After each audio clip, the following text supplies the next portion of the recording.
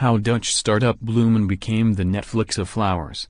This interview is part of our series of growth stories. We interviewed the founders and CEOs of 20 of the fastest-growing startups in Europe. We asked them about their company's culture, and their lives, trying to understand how these three factors played a role in the achievement of such impressive growth. In 1640, Dutch painter Jan Brueghel painted Satire on the tulip mania, where he illustrated the speculative bubble that crashed the tulip market at the time. Prices for a single bulb soared, before collapsing dramatically. One day, we might have an equivalent painting for Bitcoin, but that's another story. The Dutch have always been dead serious about flowers. The solid success of Dutch startup Bloomon is just another confirmation. Founded in 2014 by Patrick Hurenkamp, Bart Troost and Koen Thijssen, Bloomon is a subscription service for flowers. Think of Netflix, but for hyacinths and begonias. Bouquets are designed by dedicated stylists that arrange them according to seasons and trends. The company received a warm welcome from investors. Just 1 year after its founding, it raised around €3,500,000 in the first funding round. In 2017 it went through a second round that brought in €21 million. The number of employees increased accordingly. The first year we were 6-7 people, the second 50, and now we're already 100, says Koen Thijssen when I met him at Bloomon's headquarters, a bright, colorful office close to the center of Amsterdam. Employees are dispersed around a single, spacious stretch of office space. It's completely mixed. There is no division by department. Coders sit close to stylists and seats are reshuffled every 3 months, adds Koen.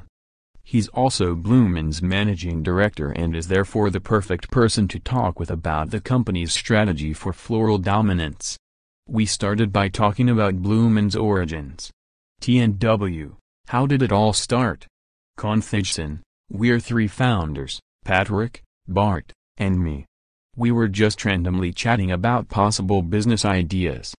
Patrick has family in the flower market — they are growers — and he told us that it was such a complicated business with a lot of intermediary steps between grower and consumer.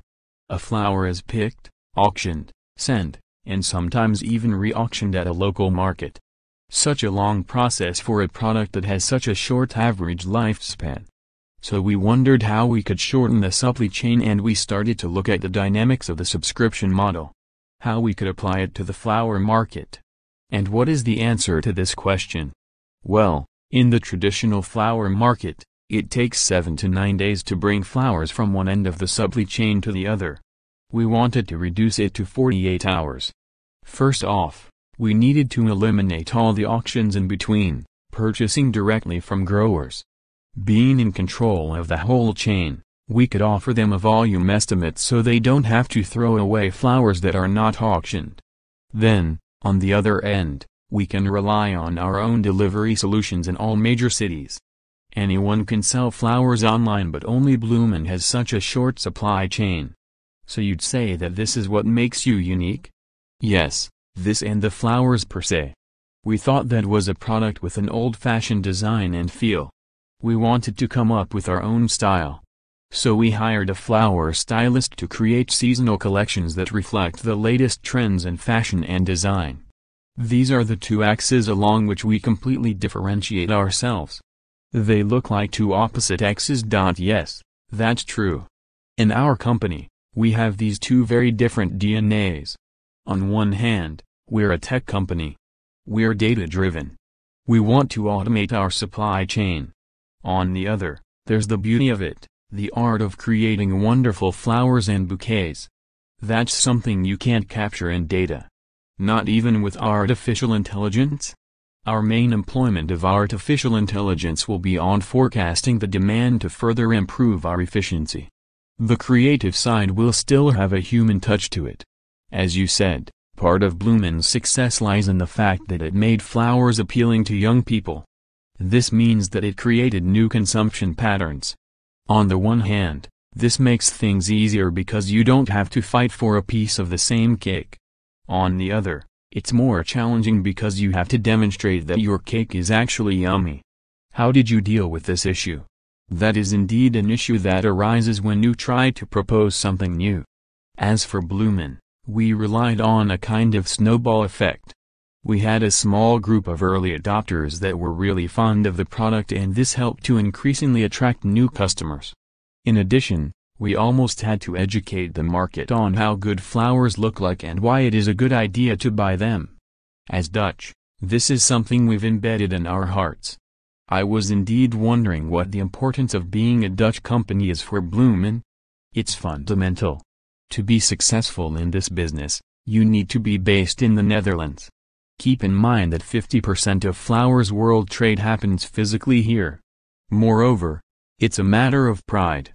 Dutch people were the first to bring flowers indoors in the 16th century. Dutch painters started to paint them.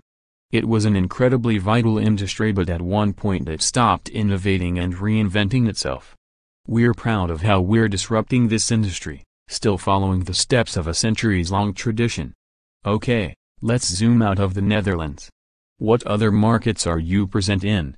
At the moment, we're present in the Netherlands, Germany, Belgium, UK, and Denmark, but we're about to add a new country that I can't reveal yet. What are the challenges of expanding to new markets? It's a challenge to transfer the company culture from the headquarters to the other offices. It needs to start at the top. So, at the beginning, all managers spend some months here. To feel the vibe, to know how we interact with each other. As you grow, you have to be more explicit about what your company is and what your values are. So we made a list of 5 items. At Bloomon we act on a greater plan. We test, learn and optimize. Everybody acts like an owner. We spread happiness and we know that we're better together. What question would you ask the other founders we plan to interview for this series of growth stories? I would ask what has been the decisive moment in their company's evolution. For us, it has probably been getting off the ground, convincing people that investing in flowers is a good opportunity. But I guess that it's part of the game. If a lot of people see it as a good opportunity, probably it's not a good opportunity.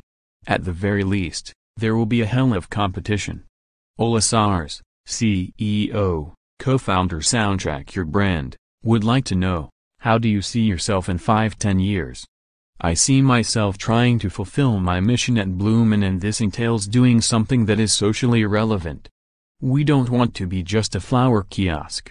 I wonder how it is going to play out in the end.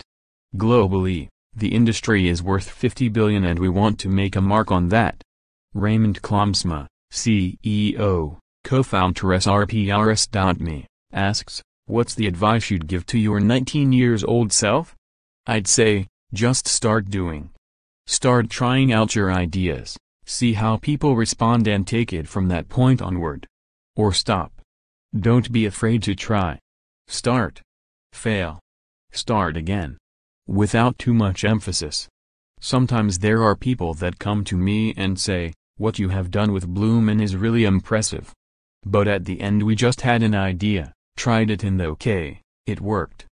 In the lead-up to Tech5 2018, the annual competition organized by TNW and IDER, which celebrates Europe's fastest-growing tech companies in the Netherlands, UK, Germany, Spain, France, and Sweden, we're launching a series of remarkable stories of businesses that experienced extreme growth. If you are a startup with an inspiring/remarkable/interesting story about finding your special metric that led to growth, please share it with the video.